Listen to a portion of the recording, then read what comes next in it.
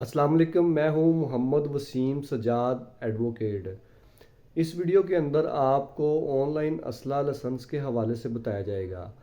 आपने social media के ऊपर एक ख़बर गर्दिश करती हुई देखी होगी कि पंजाब गवर्नमेंट की तरफ से ऑनलाइन असला लाइसेंस की सर्विस का आगाज़ कर दिया गया है। अब पंजाब के जो रहायशी हैं जिनके पास पंजाब का डोमिसाइल है वो ऑनलाइन असला लाइसेंस के लिए अप्लाई कर सकते हैं। जब आप गूगल के ऊपर जाके ऑनलाइन असला लाइसेंस के मतलब लिखेंगे तो गूगल आपको एक दो वेबसाइट है उनके ऊपर ले जाएगी।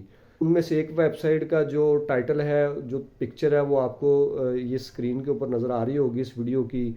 जब गूगल के ऊपर लिखेंगे तो ये इन वेबसाइट के ऊपर आपको ले जाएगी। जब ये वेबसाइट आप ओपन करेंगे तो ये वेबसाइट ऐसी लगती है कि गवर्नमेंट की तरफ से बनाई गई हैं। और ये वेबसाइट आपसे कहेगी कि आप अपना डाटा इसके ऊपर पुट करें तो आप ऑनलाइन असला लाइसेंस के लिए अप्लाई कर देंगे। यहाँ पे ये बता बता इस वीडियो को बनाने का मकसद ये है कि गवर्नमेंट की तरफ से अभी तक ऑनलाइन सर्विस का आगाज़ नहीं किया गया।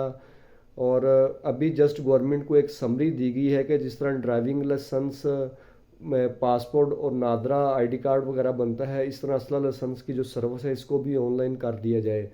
अभी ये सिफारिश या समरी गवर्नमेंट को भेजी गई है। अभी गवर्नमेंट ने इसको अप्रूव करना है, उसके बाद ये आईटी बोर्ड के पास जाएगी। आईटी बोर्ड ने एक ऑनलाइन पोर्टल बनाना है या कोई मोबाइल एप्लीकेशन बनाएगी।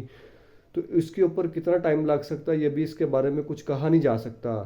तो आप कोशिश कीजिएगा कि ये जो खबर गर्दिश कर रही है कि ऑनलाइन असला लाइसेंस बनवा सकते हैं, इस खबर की बेस के ऊपर आपने गूगल के ऊपर जाके किसी वेबसाइट के थ्रू अप्लाई नहीं करना। अगर आप किसी वेबसाइट के ऊपर जाके अप्लाई करेंगे, अपनी पर्सनल इन्फॉर्मेशन उनके साथ शेयर करेंगे तो आपके साथ किसी किस्म का फ्रॉड हो सकता है।